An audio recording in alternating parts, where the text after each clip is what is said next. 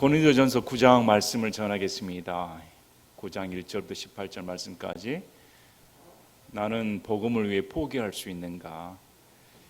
8장 말씀을 배우셨습니다. 우상 제물을 먹는 것을 통해 그리스도의 자유가 무엇인가 살펴보았습니다. 그리스도의 자유는 마음껏 누리는 것이 자유가 아니고 포기할 수 있는 게 자유입니다. 역설적입니다. 예수님을 위해, 복음을 위해, 다른 형제를 위해 내가 나의 권리를 포기할 수 있는 그것을 자유라고 성경은 가르칩니다. 어떤 분이 커피집이 반기독교적인 사상을 가르치는 커피집인데 거기 가서 커피를 마셔도 됩니까? 차를 마셔도 됩니까? 한 번쯤 그렇게 생각을 하신 분들이 계실 겁니다. 그러면 그런 거 하나하나씩 따져보면 일상생활을 못할 겁니다. 우리가 먹고 마시는 것 중에 대부분이 만약에 불신자가 만든 것이라면 안 드시겠습니까? 식당에 가서 식당 주인이 안 믿는 사람이라면 들어가서 식사 안 하시겠습니까? 노이로제 걸릴 겁니다. 그래서 그런 건 신앙에 염두에 두지 마시길 바랍니다. 만약에 그렇게 따져보면 이 세상에서 못 삽니다. 나가 살아야지. 술과 담배는 어떻습니까? 물론 안 해야 됩니다. 믿는 자라면. 내 몸은 내 것이 아니고 누구 것입니까? 하나님의 것입니다. 몸을 보살펴야 됩니다. 술과 담배가 몸에 해롭다는 것은 다 알려진 사실 아닙니까? 그런데도 술에 취하고 담배를 피우는 것은 내 몸을 상하게 하는, 한마디로 하나님 앞에 그릇된 행동입니다. 그래서 기독교인이 술, 담배 하는 것은 타당하지 않습니다. 여러분이 성령 충만해 보시길 바랍니다. 술, 담배 쳐다보지도 않습니다. 성령 충만하면 그런 거 보지도 않습니다. 우리가 하나님 말씀에 거룩하게 살도록, 또 하나님의 복음을 위해 어떻게 살 것인가 항상 성경 편에서, 하나님 편에서 생각하고 다짐해 봐야 됩니다. 자, 9장 말씀을 언급을 하는데 8장의 음식 문제 나갔다가 이제 9장에서는 사도 바울이 예를 들어서 말을 하는데 왜 9장의 말씀이 적혀져 있을까? 음식 문제 얘기하다가 9장 말씀은 실제적으로 자신의 삶 가운데 자신이 직접 삶으로서 증명하는 내용이 나옵니다. 사도 바울이 자신이 충분히 자유를 누릴 수 있음에도 불구하고 고린도 성도들이 지식이 있다고, 자유롭다고 그렇게 교만하게 우쭐댔는데 실상 지식은 있으면 바울보다 더 많이 있겠습니까? 권위가 있으면 바울보다 더 많이 있겠습니까? 모든 지식과 은사가 충만한 바울임에도 불구하고 자신의 삶 가운데 철저하게 자신이 마음껏 누릴 수 있는 모든 권리를 포기하고 나는 그 예수님께서 주신 자유를 이렇게 사용했다, 삶으로 입증한 내용이 9장 말씀입니다. 그리고 그가 어떻게 살았는가? 경기장에서 경기하는 선수처럼, 마라톤 선수처럼, 권투 선수처럼 그렇게 자기 몸을 처복종시키면서 어떻게 하면 하나님께서 주신 이 경주를 완주할까 최선을 다했다고 간증을 합니다. 그리고 10장에 내려가 이제 이렇게 살지 못했던 구약의 이스라엘 백성들이 광야 생활 가운데 하나님의 은혜에서 떨어져 나갔을 때 비참한 죽음을 맞이했습니다. 이런 것들은 지금 살고 있는 신약 성도들에게 본이 되기 위해, 가르쳐주기 위해 기록해 놓았다. 그래서 현 시점에서 우리가 성경을 볼 때 어떤 자세로 신앙생활을 해야 되는가? 똑바로 신앙생활을 해야 됩니다. 그래서 바울이 10장 말씀을 통해 다시금 음식 문제를 돌아가, 내가 음식 문제를 말을 하는 것은 한 사람이라도 실족거리지 않고 모든 사람의 종이 되기 위해, 몇 명이라도 구원시키기 위해 나는 내 자유를 최대한 억제시킨다. 10장 말씀을 보시겠습니다. 10장 32절 33절. 유대인들에게나 이방인들에게나 하나님의 교회에나 어떤 실족거리도 주지 말되 곧 많은 사람이 구원을 받도록 내가 내 자신의 유익을 구하지 아니하고 그들의 유익을 구하면서 모든 일에서 모든 사람을 기쁘게 하는 것 같이 하라. 신앙생활을 다른 사람의 유익을 위해 자신의 유익을 구하지 아니하고 철저하게 모든 사람을 하나님 앞에서 기쁘게 하기 위해 우리가 신앙생활을 해야 한다. 11장 1절 말씀에서 결론을 맺습니다. 내가 그리스도를 따르는 자가 된 것 같이 너희도 나를 따르는 자가 되라. 사도 바울이 예수님을 어떻게 따랐을까? 내가 예수님을 위해 이렇게 신앙생활을 했던 것처럼 너희도 나를 본받아 그렇게 하라고 말을 합니다. 무거운 말씀입니다. 우리가 바울의 삶을 살펴보면 어떻게 그런 신앙생활을 할 수가 있을까? 우리가 너무 괴리감이 느껴집니다. 9장 말씀을 보시면서 올바른 신앙은 무엇이었을까? 요즘은 유튜브 시대가 열렸습니다. 성경 지식을 얻고자 하면 누구 목사, 누구 강해 얼마든지 클릭만 하면 지식을 습득할 수 있는 그런 시대가 펼쳐졌습니다. 쉽게 지식을 습득을 합니다. 그래서 머리만 커집니다. 머리만 커져서 이 목사 저 목사 비판하고 이 성도 저 성도 비판하고 이게 맞다 틀리다 비판하다가 인생 종칩니다. 그게 신앙입니까? 아닙니다. 신앙은 지식이 들어갔으면 행동으로 입증이 돼야 됩니다. 자기가 지적을 하려면 그만한 위치에서 그만한 행동을 보여야 지적을 할 수가 있는 위치지, 그렇게 행동하지도 않으면서 머리만 커져가지고 막 지적질하는 것은 성경에서 바르지 못하다 이렇게 말을 합니다. 우쭐거린다는 겁니다. 그래서 오늘 말씀을 보시면서 우리가 올바른 지식과 함께 올바른 신앙생활, 또 바른 가치, 바른 자유, 특별히 오늘 말씀은 우리에게 부담이 되는 말씀입니다. 우리는 복음을 위해 무엇을 포기할 수 있을까?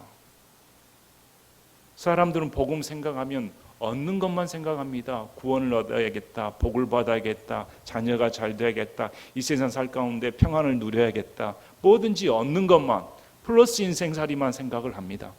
그러나 사도 바울은 그렇게 말하지 않습니다. 복음을 위해 포기할 수 있는 것이 그리스도인의 자유이다. 그리스도의 자유를 말을 하려면 복음을 위해 우리 인생을 포기하는 것, 우리의 삶을 포기하는 것, 우리의 추구하는 것, 육적인 것을 포기하는 것이 진정 그리스도의 자유이다. 누가 이렇게 말할 수가 있겠습니까? 그래서 오늘 말씀을 다시금 살펴보시면서 사도 바울이 왜 이렇게 말을 하는가, 사도 바울은 어떤 위치에서 이렇게 말을 하고 있는가 함께 살펴보기를 원합니다. 자, 9장 1절에 이제 음식 문제를 가지고 지식 있는 자들은 먹어도 된다, 지식도 없는 자들이 믿음이 부족하니까 담대함을 얻지 못해 저렇게 연약할 수가 있을까? 하나님은 한 분이시고 주도 예수님 한 분이신데 무엇이 두려울까? 우상제물 마음대로 먹을 수 있어. 이렇게 우쭐대는 교만한 그리스도인에게 사도 바울은 연약한 자를 세워주는 것이 참다운 신앙생활이다 가르쳐주면서 누구보다 권위를 내세운다면 내가 아니겠는가 하고 9장 말씀 시작하는 겁니다. 1절에 내가 사도가 아니냐, 내가 자유로운 자가 아니냐, 내가 예수 그리스도 우리 주를 보지 아니하였느냐, 너희는 주 안에서 행한 나의 일이 아니냐. 자, 내가 사도가 아니냐. 사도 바울은 내가 사도가 아닌가 이렇게 반문을 합니다. 사도 바울은 사도입니다. 12사도가 있었습니다. 사도라고 하면 예수님과 동행한 자를 의미합니다. 후기에는 바나바도 사도라 불리웁니다. 특별히 다마스쿠스 도상에서 사도 바울은 예수님을 만났습니다. 예수님이 직접 친히 임하여 주셔서 사도 바울을 만나주시고 사도행전 9장 15절에 사도 바울을 가리켜 주께서 그에게 이르시되 내 길로 가라. 그는 사도 바울은 이방인들과 왕들과 이스라엘 자손 앞에 내 이름을 전하기 위해 내가 택한 그릇이라. 사도 바울은 하나님께서 택한 그릇입니다. 그는 사도였습니다. 내가 사도인 줄 너희가 알지 못하니라. 그럼에도 고린도 성도들은 사도 바울의 사도권에 도전을 했습니다. 사도 바울이 정말 사도일까 의문을 품었습니다. 그래서 고린도후서 12장 11절 12절에 변론을 합니다. 내가 자랑함으로 어리석은 자가 되었거니와 너희가 억지로 나를 시켰느니라. 내가 너희에게서 칭찬을 받아야 마땅하노니 내가 아무것도 아닐지라도 무슨 일에서나 가장 으뜸가는 사도들보다 결코 뒤지지 아니하노라.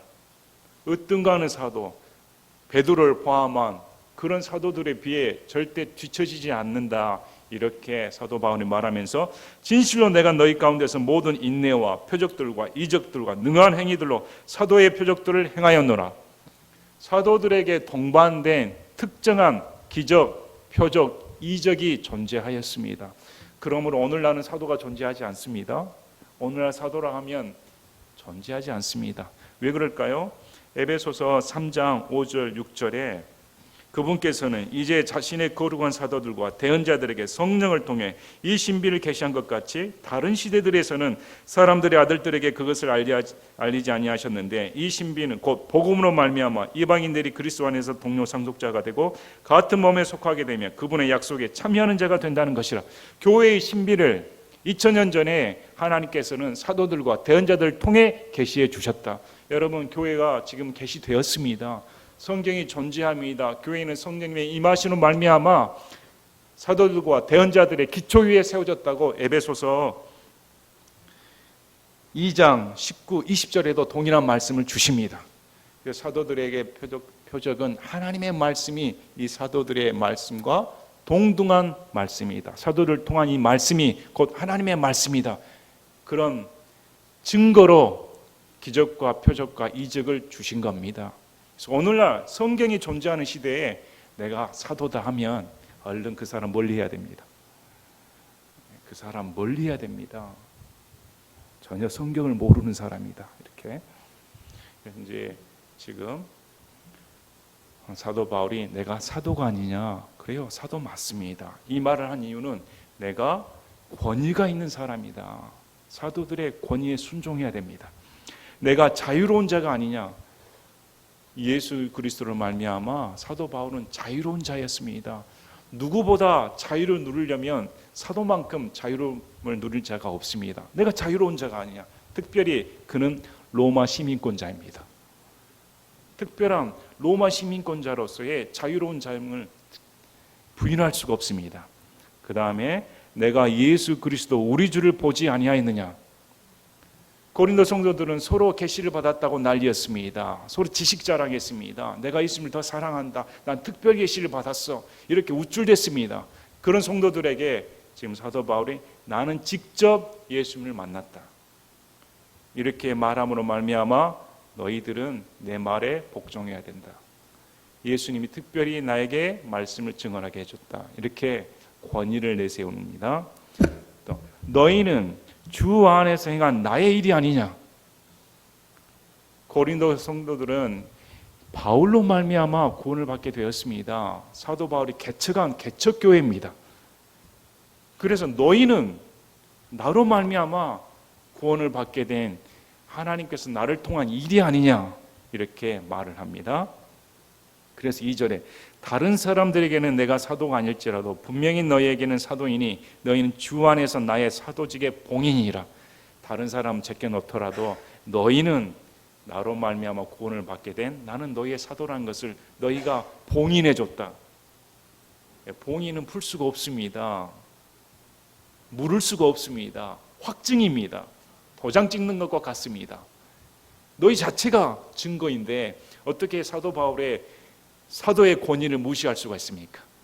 그래서 내가 다른 사람 몰라도 내가 너희의 사도됨은 너희가 봉인한 것이 아닌가 이렇게 말합니다. 자, 그래서 3절에 나를 시험하는 자들에 대한 내 대답은 이것이니라. 고린도 성도들 중에 이렇게 사도 바울이 분명한 사도의 증거를 가지고 있음에도 불구하고 사도 바울의 권위에 도전한 자들이 있었습니다. 시험하는 자들이 있었습니다. 고린도후서 10장 7절부터 10절까지 말씀을 보시면 사도 바울의 사도의 권위에 의문을 품은 자가 있었습니다. 고린도후서 10장 7절에 너희는 겉모습대로 사물을 보느냐? 만일 어떤 사람이 자기를 그리스도의 사람이라고 믿을진데 이것 즉 자기가 그리스도의 사람인 것 같이 우리도 그리스도의 사람인 것을 스스로 다시 생각할지니라. 우리도 지금 사도 바울도 나도 예수님의 사람이다 이렇게 말합니다. 주께서 우리에게 주신 우리의 권위는 너희를 무너뜨려 주신 것이 아니요 세우라고 주신 것인즉 그것에 대하여 내가 조금 더 자랑해도 부끄럽지 아니하노니. 권위를 자랑한다면 얼마든지 할 수 있는데 그렇게 안 했습니다. 사도 바울은 이것은 내가 편지로 너희를 무섭게 하려고 하는 것처럼 보이지 아니하게 하려 함이라. 10절에 그들이 말하기를 그의 편지는 무게가 있고 힘이 있으나 그가 몸으로 함께할 때는 약하고 그의 말도 형편없다 하는도다. 함께 있을 때 사도 바울은 약하게 보였습니다. 데살로니가전서 2장 6절 7절에도 우리가 그리스도의 사도로서 부담을 줄 수도 있었으나 너에게든지 다른 사람에게든지 우리가 사람들에게 영광을 구하지 아니하였고 유모가 자기 아이들을 돌보듯 너희 가운데서 부드러운 자가 되었노라. 사도 바울은 얼마든지 사도로서의 권위를 가지고 눌러버릴 수 있었습니다. 억압할 수가 있었습니다. 주인 노릇할 수가 있었습니다. 그런데 그렇게 하진 않았습니다. 부드럽게 유모처럼 아이를 돌보듯 행했다. 그런데 이렇게 했으면 성도들이 와 따라야 할 텐데 의문을 품었습니다. 사도 바울이 정말 사도일까? 사도 바울은 우리에게 돈도 안 받아, 권위도 내세우질 않아, 너무 부드러워. 저게 정말 사도인가? 오히려 시험했다는 겁니다. 오늘날도 그렇게 여기는 사람 많지 않을까요? 오늘날도 사람들은 복종되길 좋아하지 않습니까? 카리스마적인 사람들이 나타나 딱 억압해버리면 그냥 고개 숙이고 따라가지 않습니까? 사도 바울은 그렇지 않았습니다. 온유하게 섬기는 자세로 부드럽게 사도로서의 부담을 줄 수 있었습니다. 권위를 내세울 수 있었습니다. 그러나 난 하지 않았다. 근데 그런 사람들이 저 사람이 사도가 아니니까 그런 권위를 못 내세우지, 이렇게 시험을 했습니다. 거기에 대해 지금 반문을 합니다. 이제 5절에 4절에 우리에게 먹고 마실 권리가 없느냐? 우리도 사도 바울을 비롯해서 사도 바울의 동역자들이 우리도 일상생활할 권리가 있다. 먹고 마시고 즐길 권리가 있다. 그 다음에 5절에 우리에게 다른 사도들이나 주의 형제들이나 게바와 같이 자매 곧 아내를 데리고 다닐 권리가 없느냐? 결혼생활 할 수가 있다. 아내를 다니면서 부부생활하면서 다닐 수 있다. 없느냐? 이렇게 말을 합니다. 여기서 보면 다른 사도들은 아내를 데리고 다녔습니다. 또 주의 형제들 하면 예수님의 형제들입니다. 예수님 부활 후에 예수님의 형제들이 하나님께 돌아온 것을 알 수가 있습니다. 예수님께 다시 돌아와 믿고 이제 예수님의 제자가 된 것을 의미합니다. 그 예수님의 형제들도 아내를 데리고 다녔습니다. 그럼 나도 아내를 데리고 다닐 권리가 없는가? 할 수 있다. 여기서 보면 전에 말씀드린 것처럼 사도 바울은 결혼한 적이 있는 사람입니다. 처음부터 독신이었으면 이런 말 할 필요가 없습니다. 결혼생활 해본 사람이니까 이런 말을 합니다. 그래서 사도 바울이 나도 그럴 권리가 있다. 그런데 왜 안 합니까? 다 포기한 겁니다. 일하고 마실 권리, 먹을 권리, 일상생활 누릴 권리, 아내를 데리고 평안한 생활할 권리 다 포기한 거예요. 오직 복음을 위해 나와 바나바만은 일하지 아니할 권리가 없느냐. 그는 고린도 교회를 개척할 때 사도행전 18장 말씀을 보시면 아굴라와 브리스길라와 어비가타 천막을 만들면서 교회를 섬겼습니다. 일을 하면서 교회를 섬겼습니다. 그런데 지금 사도 바울이 나도 일 안 해도 된다. 너희들이 나에게 먹을 거리와 마실 거리, 그 다음에 일상생활에 필요할 것을 제공해 줘야 되지 않는가? 그러나 난 너희들에게 제공을 받지 않는다. 일할 권리를, 일하지 않을 권리가 있음에도 나는 일하고 있다. 이렇게 말을 합니다.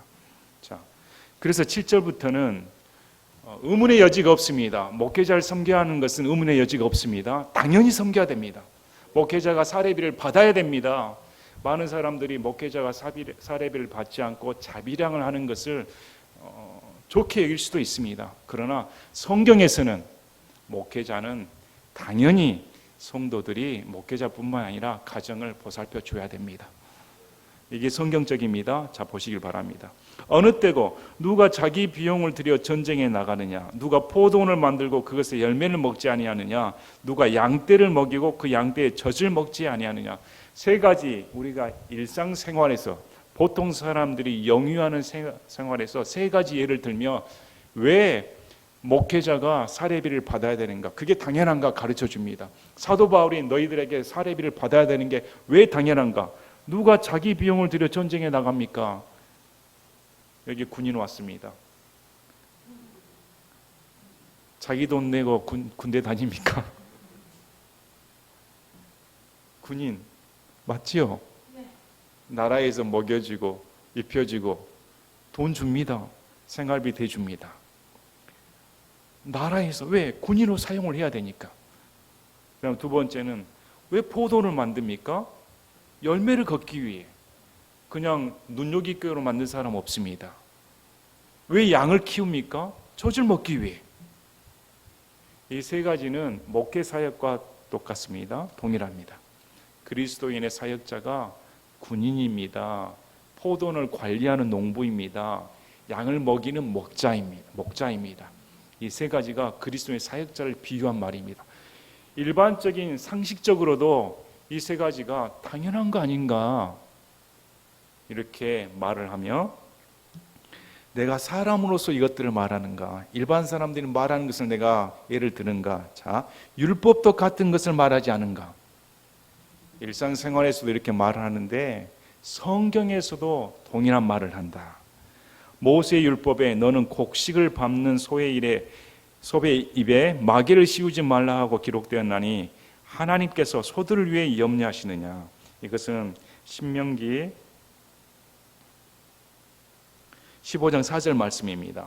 신명기 25장 4절 말씀입니다. 신명기 25장 4절 말씀을 그대로 인용한 말씀입니다. 율법에도 소의 입에 마개를 씌우지 말라 이렇게 기록되었다. 그러면서 전적 하나님께서 소들을 위해 염려하시느냐. 하나님께서 소들이 불쌍하니까 입에 마개를 씌우지 말라고 그렇게 말씀하셨는가? 아니다. 전적으로 우리를 위해 그것을 말씀하시느냐? 틀림없이 이것은 우리를 위해 기록되었나니 밭을 가는 자는 소망 중에 갈며 소망 중에 타자 가는 자는 자기의 소망에 참여하는 자가 되어야 마땅하니라. 소의 입에 마개를 씌우지 말라는 것은 농부를 위한 겁니다. 소가 힘이 없어 지쳐버리면 농사가 안 되지요. 그래서 소가 힘을 내서 하는 것은 더 많은 수확을 얻기 위해 하는 거 아닌가. 이것은 우리에게 지금 주는 말씀이다. 누구에게 주는 말씀입니까? 지금 사도 바울에게. 당연히 농부가 소를 키워 타작하고 농사짓고 수확을 거두는 것은 얻기 위해, 소득을 얻기 위해 한 것이 아닌가. 율법에도 마땅히 사례비를 받아야 된다고 말씀하고 있다. 이렇게 말을 합니다. 자,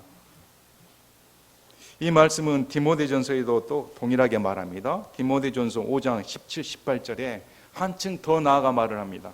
디모데전서 5장 17, 18절에 잘 다스리는 장로들을 두 배나 존경할 자로 여기되 특별히 말씀과 교리로 수고하는 이들에게 그리할지니라. 장로들, 목사들 말합니다. 두 배나 존경해야 되는데 말씀과 교리로 수고한다면 더 존경해야 된다.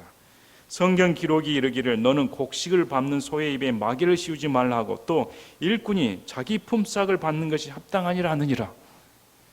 일꾼이 품삯을 받는 것은 마땅합니다. 그래서 목사가 사례비를 받는 것은 성경에서 마땅합니다. 여러분 잘못하고 계신 겁니다. 목사는 사례비를 받아야 마땅합니다. 이렇게 일반적인 일상생활에서 말과 지금 성경에서도 그렇게 말하고 있다. 이렇게 사도 바울이 말하면서 지금 사도 바울의 주장은 뭡니까? 당연히 내가 그런 권리를 누릴 자격이 있다. 자유가 있다. 너희들은 그렇게 해야 된다. 이렇게 말을 합니다. 그래서 11절에 우리가 너희에게 영적인 것들을 뿌렸은즉 너희의 육적인 것들을 거둔다 해도 그것이 큰일이냐? 복음을 뿌렸습니다. 구원의 문으로 인도해 주었습니다. 영적인 성장이 되도록 키워 주었습니다.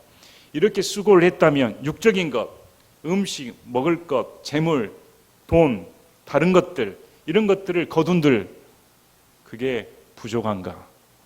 성경에서는 이렇게 말합니다. 우리 로마서 15장 25, 26, 27절 말씀을 보면 로마서 15장 25, 26, 27절 보면 예루살렘 교회에 이스라엘의 기근이 들어 힘들어했습니다. 그랬더니 마케도니아에 있던 사람들이 헌금을 거두어 이스라엘 사람들을 도와주기 위해 파송을 합니다. 15장 25, 26, 27절 보면 그러나 지금 내가 성도들 섬기기 위해 예루살렘으로 가노니 이는 마케도니아와 아가야 사람들이 예루살렘에 있는 가난한 성도들을 위해 얼마를 기부함으로 기뻐하였기 때문이라.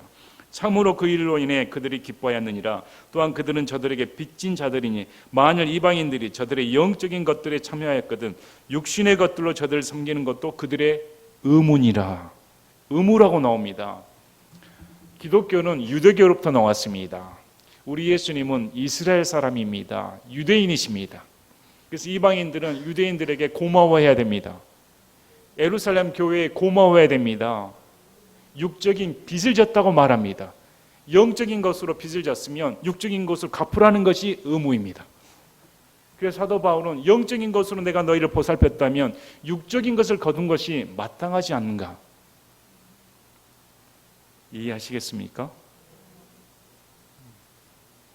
또 이렇게 말하니까 좀 쑥스럽습니다. 쑥스럽습니다. 이렇게만 말을 하니까, 말씀을 드리니까 우리가 이제 성경을 보는 거니까 성경에서 바로 알아야 됩니다. 당연히 이렇게 해야 된다, 이렇게 말합니다. 자, 12절에 다른 이들이 너희에 대한 이 권리에 참여하거든 하물며 우리는 더 그리하지 아니하겠느냐.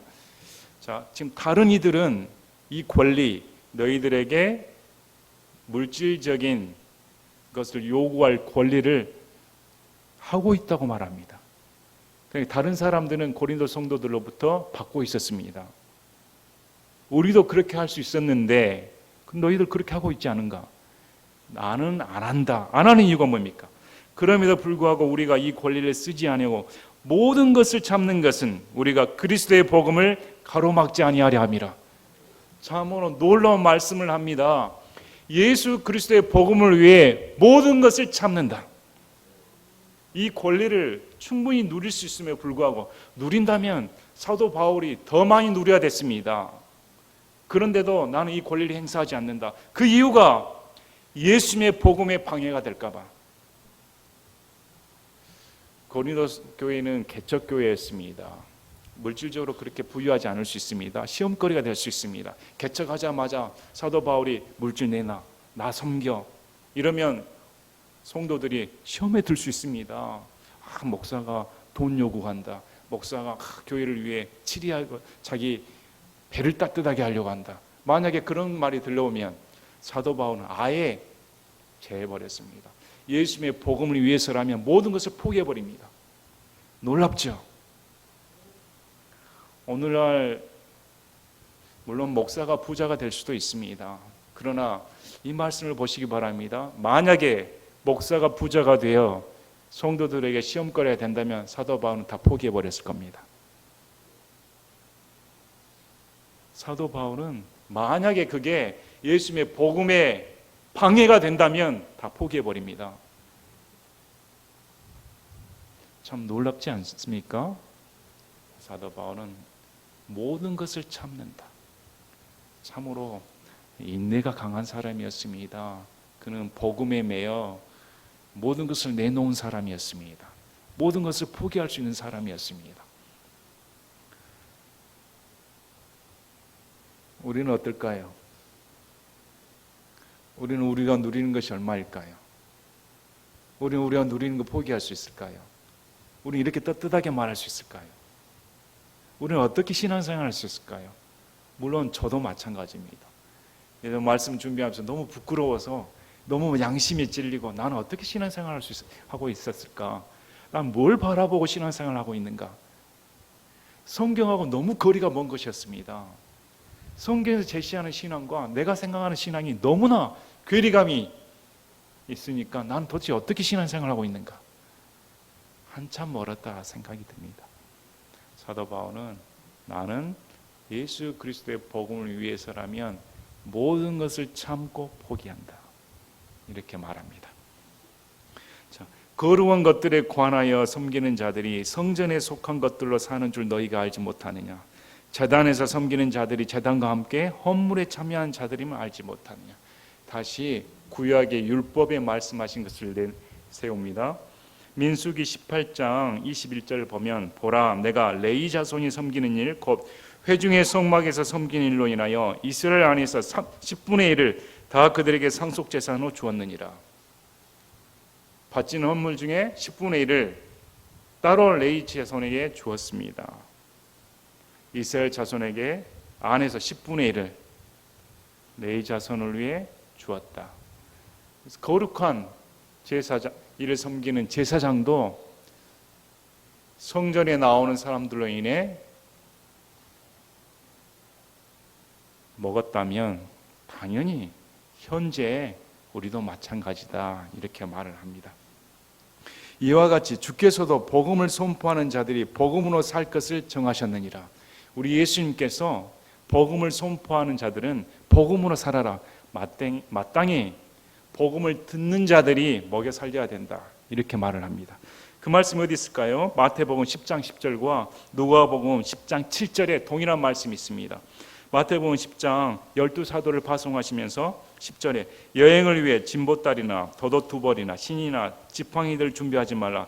일꾼이 자기의 먹을 것을 받는 것이 마땅하니라. 또 70명을 파송하시면서 누가복음 10장 7절에도 그 집에 머물며 그들이 주는 것을 먹고 마시라. 일꾼이 자기 품삯을 받는 것이 마땅하니라. 이 집에서 저 집으로 가지 말라. 마땅히 복음을 선포한 자들은 복음의 선포를 듣는 사람들이 섬겨야 된다. 이것이 예수님께서 명령으로 주신 말씀입니다. 당연하고 그렇게 해야 된다. 그래서 사도 바울은 그렇게 말을 합니다. 일꾼이 자기 품삯을 받는 것이 마땅합니다. 복음을 선포하는 자들은 그 복음을 선포하는 것이 일입니다. 일을 했으면 삭슬 받는 것이 마땅하다, 이렇게 말을 합니다. 자, 그런데 15절 보시기 바랍니다. 그러나 내가 이런 것들을 하나도 사용하지 아니하였고 또 내게 이같이 해달라고 이것들을 쓰지 아니하였나니 내가 죽는 것이 누가 나의 자랑하는 것을 헛되게 만든 것보다 나으리라. 사도 바울은 나는 이런 권리를 사용하지 않았다, 또 이런 권리를 요구한 적도 없다, 이렇게 한 이유가 지금 역설적으로 말합니다. 이게 나의 자랑이다. 진정한 자랑이 무엇인가 가르쳐 줍니다. 진정한 자랑은 내가 성도들에게, 연약한 성도들에게, 이제 막 개척한 성도들에게 시험거리를 주지 아니하고 내 권리를 주장하지 아니하며 너희를 섬기는 것이 내 자랑이다. 만약에 이 자랑거리가 헛되게 된다면 차라리 죽겠다. 참 우리 부끄럽지 않습니까? 이런 말씀 들으면 차라리 내가 그렇게 섬기지 못한다면 죽는 게 낫다. 오늘 많은 사람들은 복음을 이용해 누리려고 합니다. 육적인 만족을 얻으려고 합니다. 다 복음을 이용합니다. 복음 장사합니다. 근데 지금 사도 바울이 어떻게 말할까요? 나는 그런 거 하지 않는다. 내 자랑은 이름 모르게, 남이 알아주지 않게, 남에게 요구하지 않고 이름 없이 이렇게 내가 굶주리고 헐벗고 너희들 위해 눈물을 쏟으며 그런 핍박 생활, 모든 것을 포기한 이 생활이 오히려 내 자랑이다. 이렇게 지금 사도 바울이 말을 합니다. 16절 보시기 바랍니다. 내가 복음을 선포할지라도 자랑할 것이 없나니 이는 필연적으로 내가 해야 하기 때문이라. 만일 내가 복음을 선포하지 아니하면 참으로 내게 화가 있으리로다. 내가 자원하여 이 일을 하면 보상을 얻으려니와 내 뜻에 반하여 한다 할지라도 복음의 분배 사역을 내가 맡았노라. 16절 17절 말씀이 이어지는 말씀입니다. 내가 복음을 선포하여도 자랑할 것이 없다. 복음을 선포하는 것을 사도 바울은 자랑하지 않았습니다. 그 이유가 내가 복음을 분배 사역을 맡았다. 필연적으로 해야 된다. 무슨 말씀이냐면 나는 종입니다. 다마스쿠스 도상에서 예수님을 만난 순간 나는 예수님의 종이 되었습니다. 내겐 선택의 자유가 없습니다. 나는 복음을 전하기 위해 선택받은 노예입니다. 여러분, 노예가 선택권이 있습니까? 나는 이거 해도 좋습니다. 이건 하기 싫습니다. 이게 없습니다. 복음을 전하는 것이 싫든 좋든 해야 할 당연한 노예로서의 자세입니다. 그래서 필연적으로 나는 이것을 해야 됩니다. 만약에 노예가 거절하게 되면 당연히 화를 당하게 됩니다. 주인에게. 노예는 시킨 대로 해야 됩니다. 그래서 사도 바울이 당연히 나는 자랑할 것이 없습니다. 이것은 내가 해야 할 마땅한 것입니다. 여러분, 다마스쿠스 도상에서 바울의 체험을 이해하실 수 있을까요? 그의 인생이 다 바뀌어 버렸습니다. 그가 그렇게 이단시하고 미워하며 죽이고자 했었던 그리스도의 성도들, 그 괴수를 예수님을 생각했는데 그 예수님이 하나님이신 하나님, 천지개벽적인 일이 났습니다. 모든 게 생각이 완전히 부서졌습니다.